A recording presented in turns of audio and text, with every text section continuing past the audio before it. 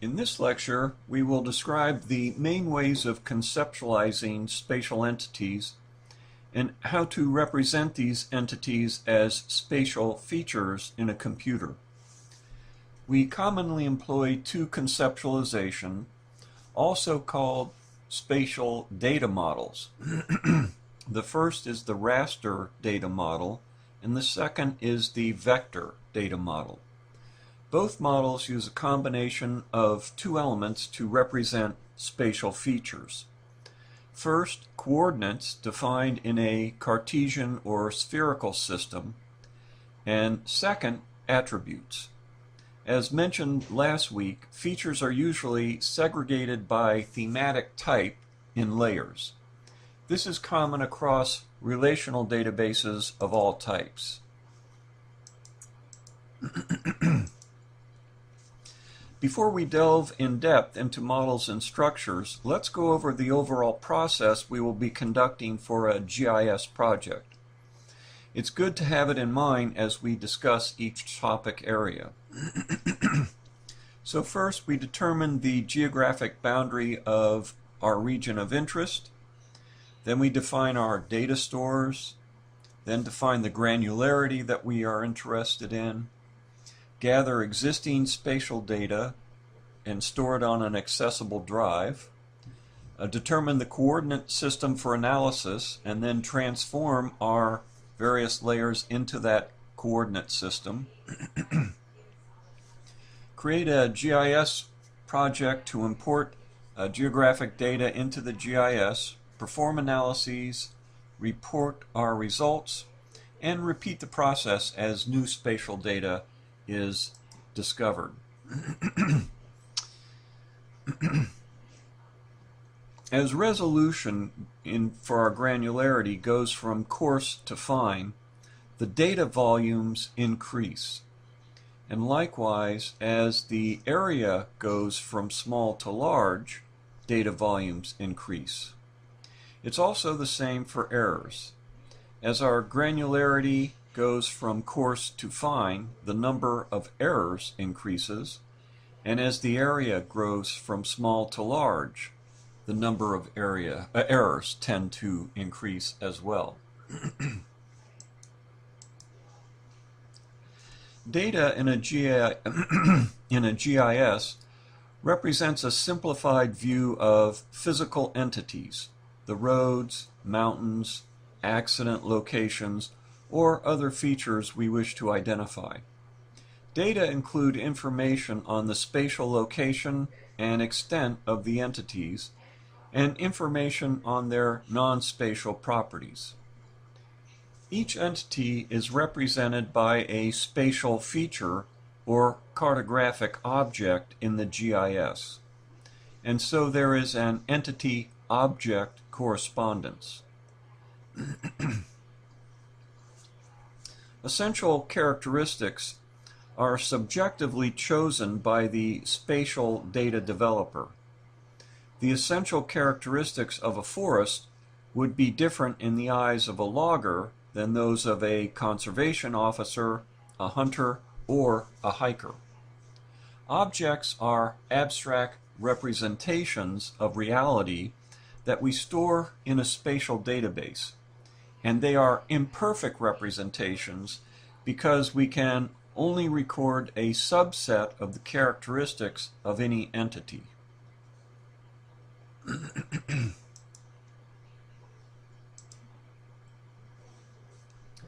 The term model is used in many disciplines, and it's ambiguous because it's used to describe many different things.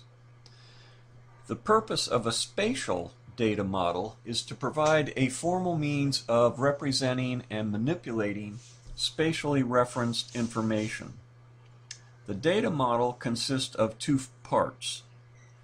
The first part is a set of geometric figures, including points, lines, and polygons, which are closed areas, that record distinct land uses. And the second part is a set of numbers or letters associated with each geometric item.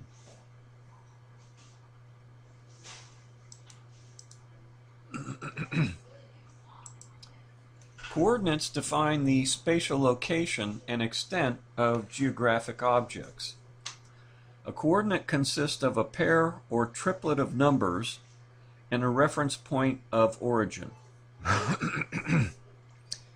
They quantify the distance from the origin measured along standard axes. The shapes and boundaries of objects are represented by organizing single or groups of coordinates. Different models represent coordinate information in different ways. There are standard coordinate systems, and you have used one or more of them in your algebra classes. Geographic coordinate systems are usually based upon standardized map projections. Attribute data that's important to the project domain are mapped to a spatial object. Data where location is important will have coordinates as well as the data that also helps solve a problem.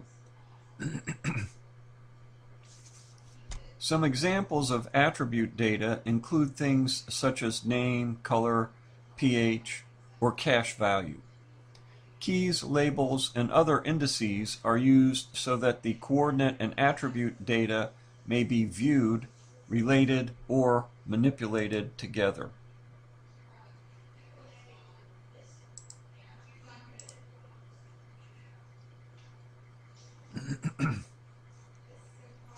There are 5 phases to modeling. We start with the real world, then we develop a conceptual model where we have entities that correspond to the real world. The logical model fills out attributes along with each one of their associated entities.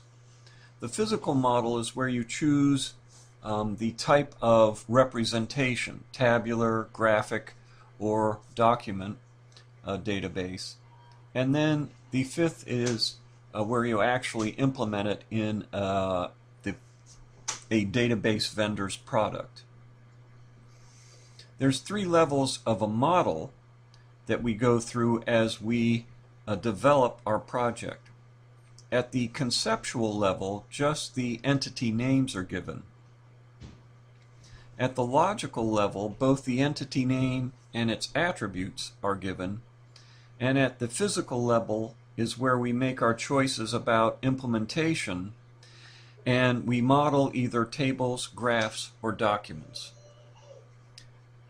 An entity is a record type. In other words, it's a list of attributes. It's named after real-world objects. An attribute is a characteristic of an entity, and a relationship is an association between different entities.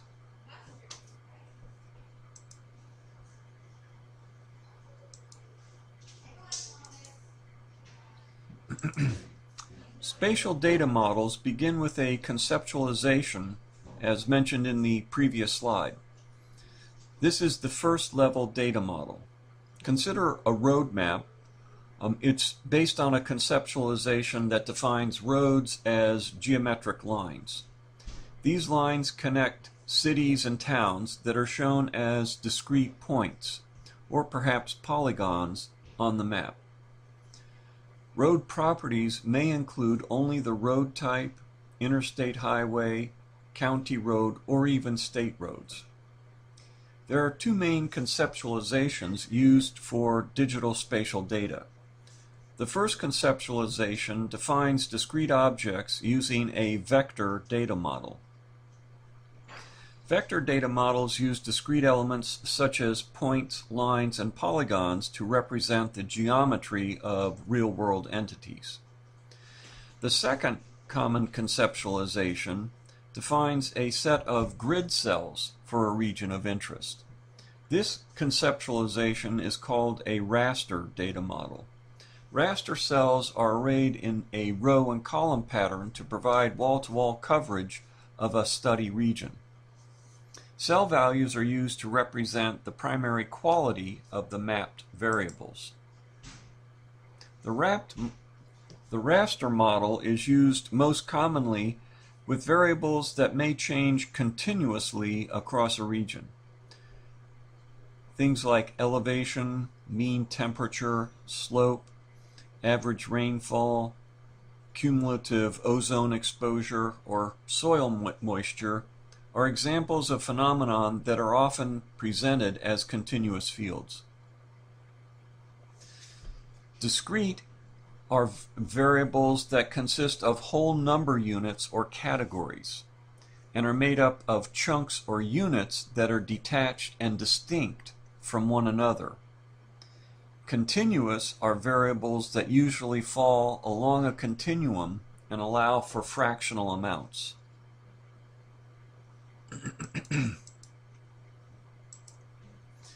As we discussed last week, most conceptualizations view the world as a set of layers, as we see in this graphic.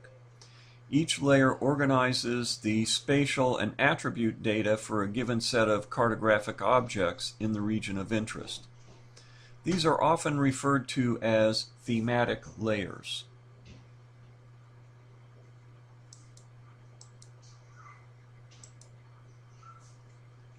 Spatial data in a GIS most often use a Cartesian coordinate system that you studied in algebra.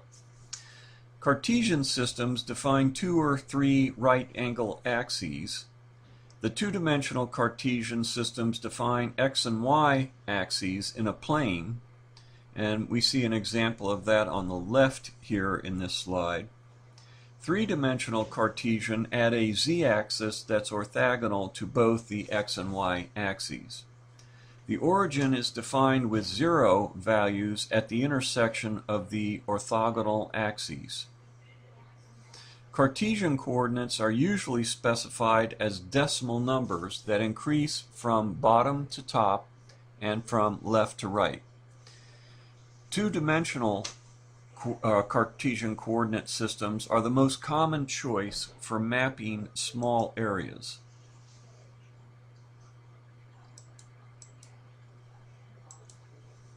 The polar coordinate system is a two-dimensional coordinate system in which each point on a plane is determined by the distance from a reference point and an angle from a reference direction. The reference point, analogous to the origin in a Cartesian coordinate system, is called the pole, and the ray from the pole in the reference direction is the polar axis. The distance from the pole is called the radial coordinate or radius, and the angle is called the angular coordinate, polar angle, or azimuth. Polar coordinates are two-dimensional, and thus they can only be used where point positions lie in a single two-dimensional plane. The polar coordinate system is extended into 3 dimensions with different coordinate systems. The cylindrical and spherical coordinate systems are each potential candidates to use. Both of these are polar coordinate concepts that have been extended to 3 dimensions. In spherical, from circle to sphere, and in cylindrical, from circle to cylinder. In the GIS, coordinate data may also be specified in a spherical coordinate system. So we have the Cartesian coordinate system as one approach in a GIS, and the spherical coordinate system as the other.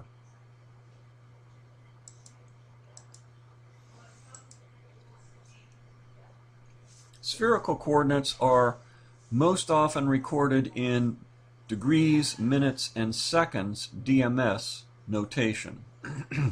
So for example, we might have north 43 degrees, 35 minutes, and 20 seconds. In DMS, each degree is made up of 60 minutes of arc, and each minute of arc is in turn divided into 60 seconds of arc. This yields 60 times 60, or 3,600 seconds for each degree of latitude or longitude. The ancient Babylonians established these splits of 360 degrees for a complete circle, with degrees and minutes subsequently divided into 60 units. And we've carried this convention down to today.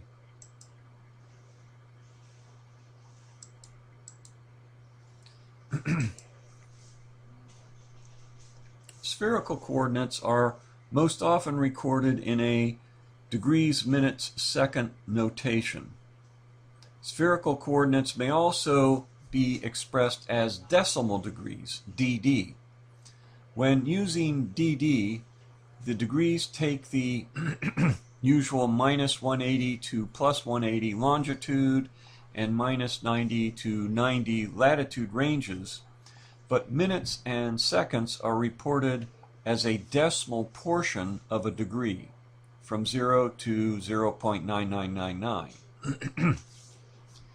We'll cover longitude and latitude in more detail next week, but the authors include them in the discussion of spherical coordinates, so let's define them here today.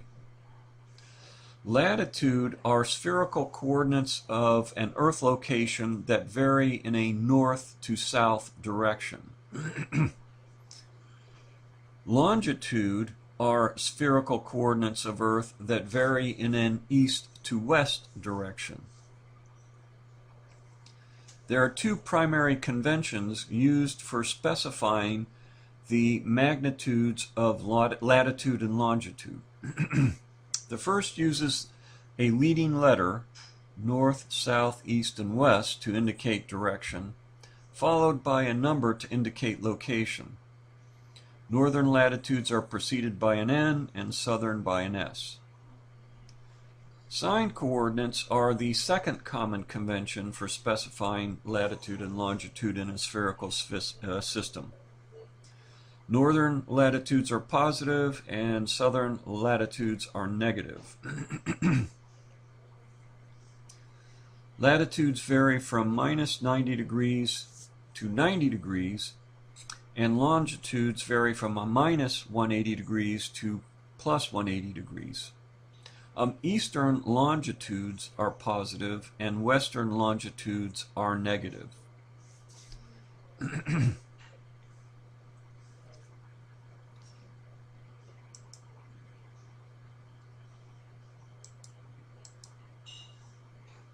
So we can convert from DMS to DD and in the other direction as well.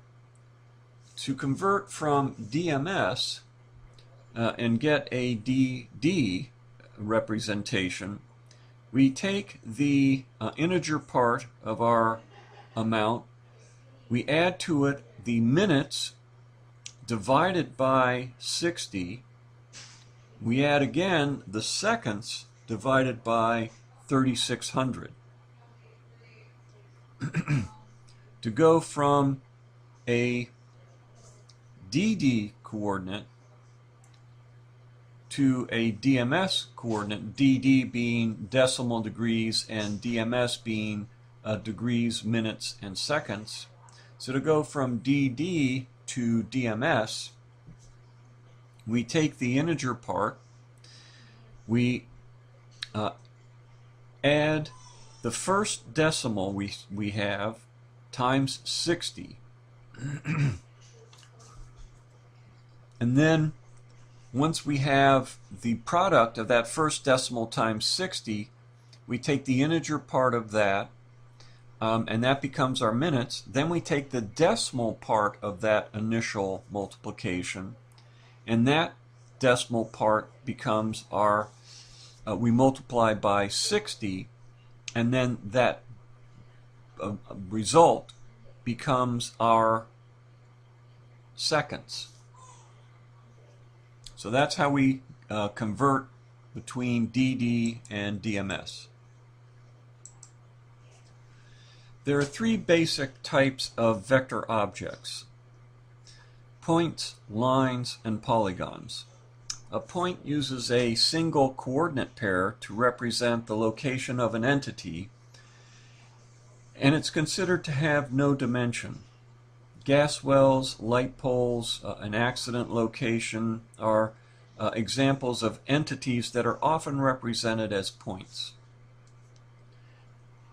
Attribute data are attached to each point, and these attribute data record important non-spatial characteristics of these points.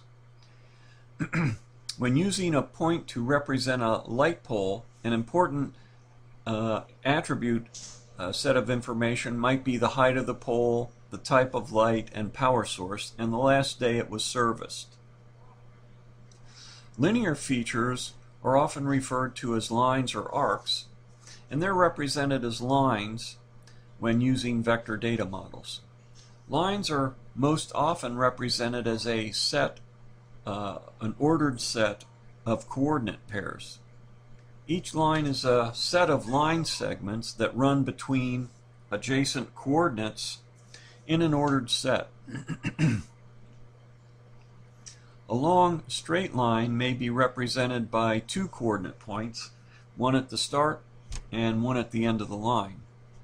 Curved lines entities are most often represented as a collection of short, straight line segments, although at times curved lines are used and they're represented by a mathematical equation representing a geometric shape. Lines typically have a starting point, an ending point, and intermediate points to represent the shape of the linear entity. Attributes may be attached to the whole line, to line segments, or to the nodes or vertices along the lines. Polygons represent area entities. They're formed by a set of connecting lines.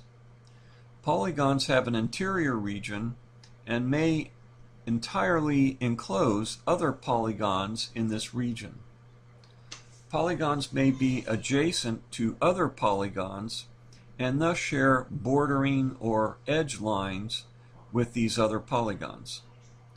Attribute data such as area, perimeter, land cover, type, or county name may be linked to each polygon.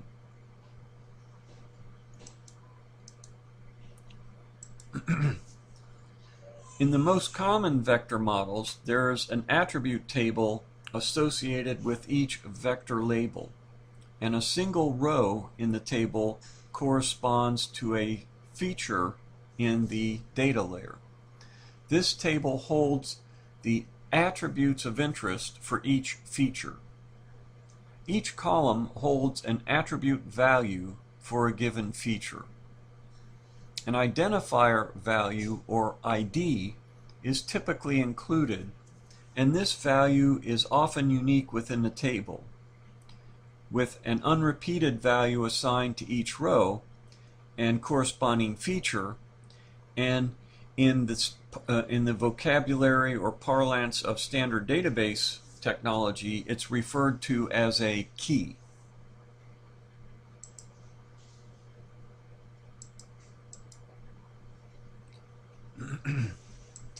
Vector layers sometimes have a many-to-one relationship between geographic features and table rows. In such cases, many spatially distinct features are mapped to one row, and the row attributes apply to all the distinct features mapped to it. This is common when representing islands, as seen in this slide with Hawaii. But they're also used for groups of buildings or other clusters of features that make up a perceived whole thing.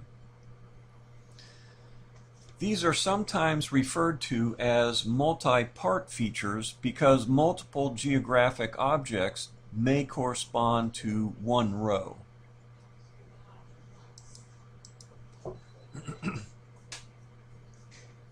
Vector data often contain vector topology that enforce strict connectivity and record adjacency and planarity. A lack of topology causes ambiguity and severely limits spatial data analysis. On the other hand, topological models create an intersection and place a node at each line where the lines cross each other, record connectivity and adjacency, and maintain information on the relationships between and among points, lines, and polygons in spatial data. Planar topology requires that all features occur on a two-dimensional surface. There can be no overlaps among lines or polygons in the same layer, as seen in this slide on the right. And when planar topology is enforced, lines may not cross over or under other lines. At each line crossing, there must be a node that's an intersection, that represents the intersection.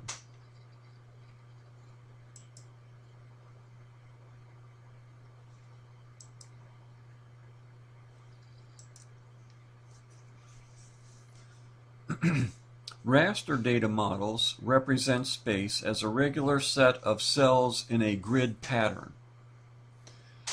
Typically, the cells are square and they're evenly spaced in the x and y directions. The entity characteristics of interest are represented by attribute values associated with each cell location. As mentioned earlier, raster models represent continuous spatial features or phenomenon. Examples include elevation, precipitation, slope, and pollutant concentration. These variables characteristically show significant changes in value over broad areas.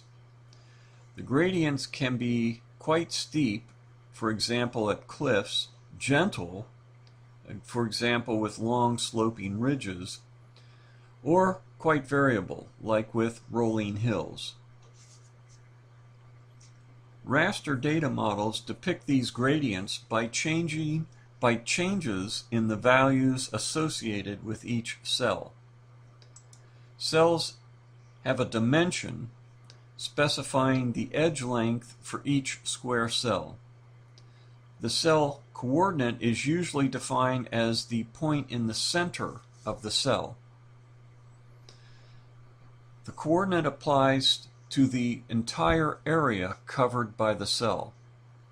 Therefore, with raster data models, positional accuracy is expected to be no better than approximately 1/2 the cell size.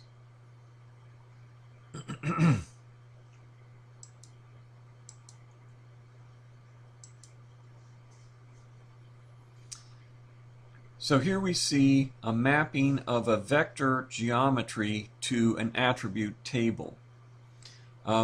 We see on the left side our graphical representation, and we've got a polygon A that's in our attribute shown with the ID A, and then we have some other information associated with it, its area and its class.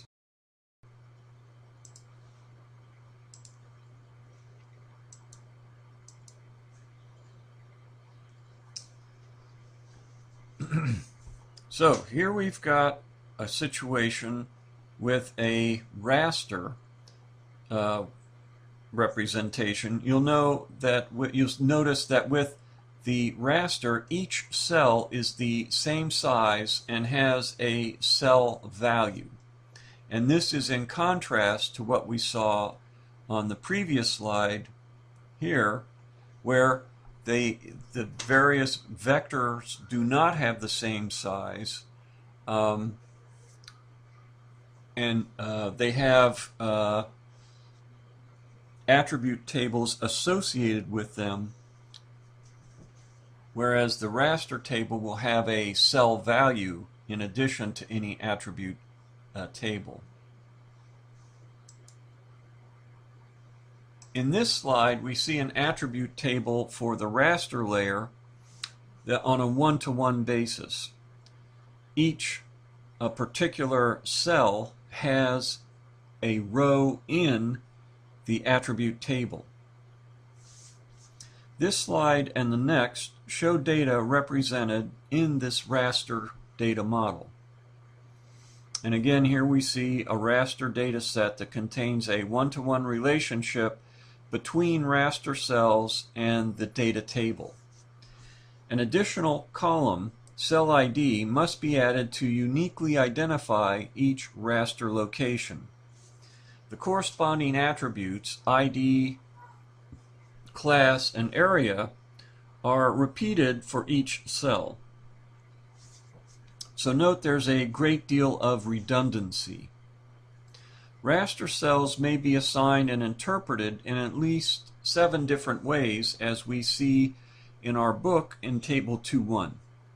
3 of them are a raster cell as a point physical value, like elevation, as a statistical value, like average income, and as a discrete value, in other words, or for example, a type of land cover. A one-to-one correspondence is rarely used with raster data because it would require an unmanageably large sized attribute table.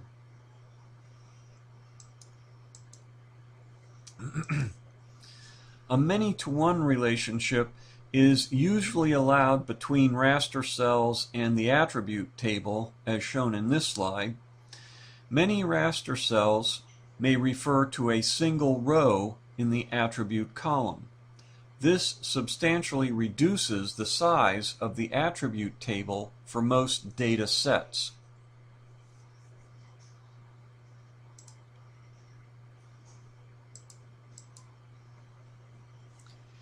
Feature assignment to raster cells may be complicated when there are multiple features within a single cell. One common solution represents one feature from the group and retains information on the attributes and characteristics of that feature. This, of course, entails some data loss. Another solution is to reduce the raster cell size so that there are no multiple features in a cell. This may result in impractically large data sets. Raster cell assignment requires decisions when multiple objects occur in the same cell. There's going to be some trade-offs. One of the mentioned options for feature assignment ambiguity was changing the size. So we can reduce ambiguity by changing the size of our raster cells. And here we see one of the problems with doing that. There's no free lunch. So going from the top left,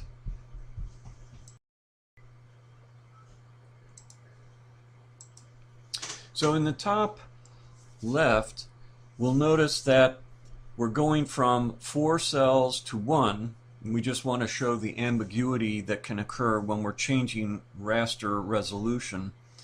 And we notice that we have one of the 4 cells with a null value in it. And if we're going to take the average of the 4 cells and use that as the value for the new raster, we'll end up with a null in the top left of our figure on the top right. And of course the next set of 4 cells will end up with 1.75. The bottom set, we've got 2 nulls and a 1 and a 3, so we end up with a null there. And then with the other one we have 2 3s and 2 4s, so we end up with 3.5 there.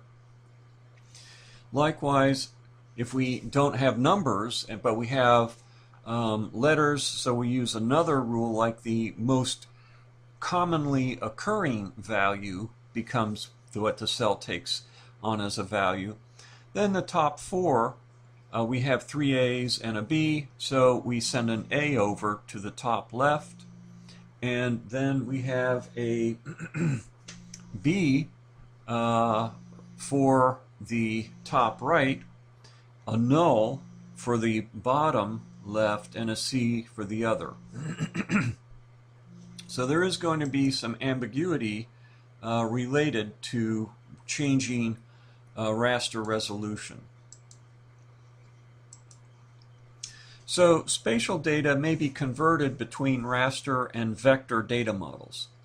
Vector to raster conversion involves assigning a cell value for each position occupied by vector features. In this slide, we see a conversion from a vector line to a raster on the top and a raster to a line, vector line, on the bottom.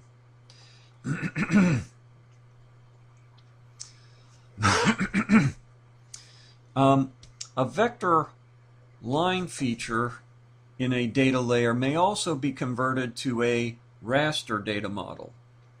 Raster cells may be coded using different criteria. One simple method assigns a value to a cell if a vector line intersects with any part of the cell. So we see that on this slide on the left. And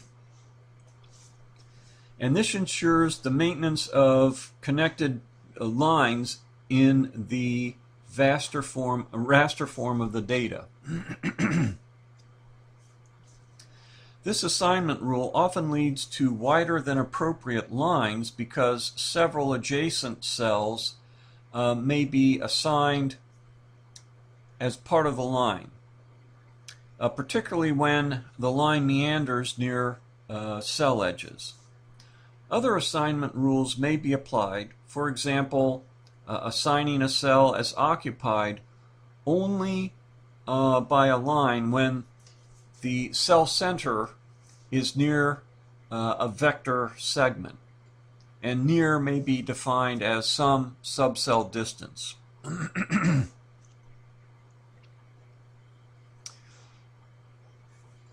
Linear features represented in a raster segment may be converted to vector files. Conversion to vector lines typically involves identifying the continuously connected set of grids that form a line. Cell centers are typically taken as the location of the vertices along the line, but they may also be smoothed using a mathematical algorithm. And that way you get a smooth line that doesn't have any stair steps, like we see in the top figures going from a raster to cell center points, and the other is where we use a mathematical smoothing algorithm. The binary and decimal number systems are positional number systems. In a positional number system, values are multiplied by different factors of the base depending on their position in the number. So the value of a digit is determined by both the digit itself and its position. Binary, decimal, and hexadecimal are all positional number systems. On the left, we see the multiple for each of the various positions of the number, and on the right, we see decimal to binary equivalents.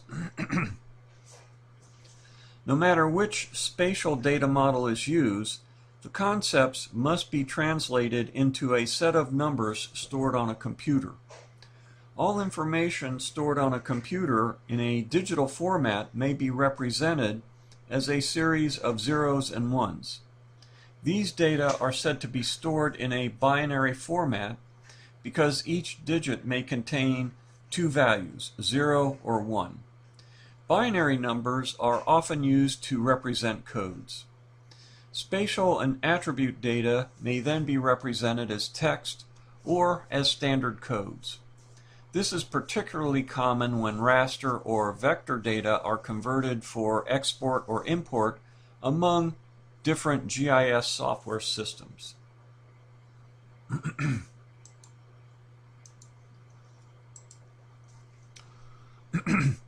Raster cells are arrayed in a row and column pattern to provide wall-to-wall coverage of a steady region. Cell values are used to represent the type of mapped variables. Attribute columns also have a size as well as a type. Sizes can be 8, 16, 32, 64 bits, and so on, depending on the data type.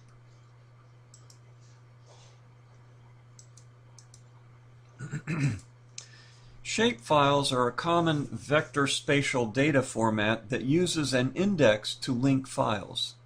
Shapefiles were originally developed by Esri Incorporated as a way to store point, line, and polygon features, although they have since been adopted as a common format for data interchange and analysis. Shapefiles are supported by AutoCAD, QGIS, Map, Window, Manifold, ArcGIS, of course, and many other GIS software packages. Shapefiles represent layers with a cluster of files. Each file has the same base name, but a different file name extension. And that's indicated by the suffix. For example, .shp in the file name boundary.shp. So we'd have several files with the name boundary, one with .shp, one with .dbf, and other extensions. Pointers are used to organize vector data as we see in the slide. Pointers reduce redundant storage and increase the speed of access. We see in the slide of a polygon represented by 3 elements here, connected in a linked list by pointers.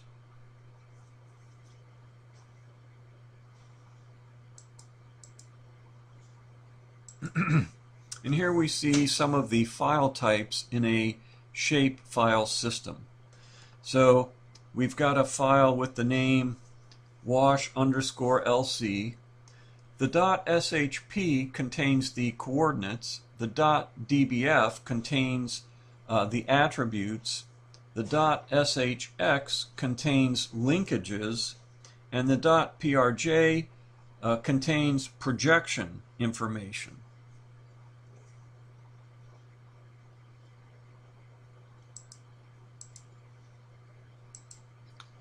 Data compression reduces the file size while maintaining the information contained in the file.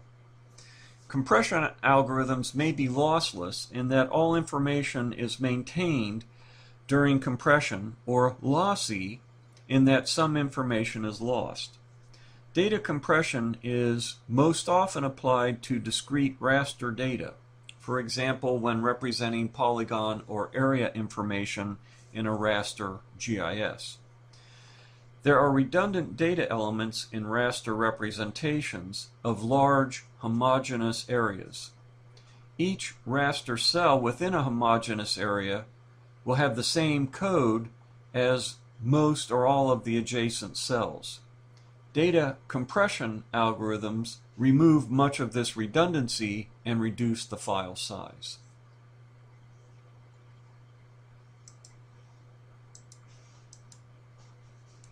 And here we see a comparison between the raster and vector models. Vector is usually more complex. Storage requirements for vector are usually smaller. Coordinate conversions are simple for a vector. They may be laborious for a raster.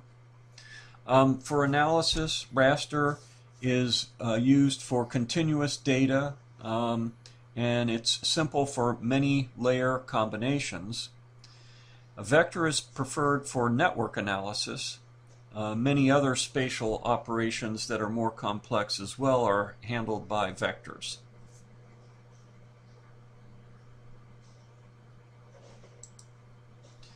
Okay, we'll take a break and then we'll start the second part of Lecture 2, data visualization.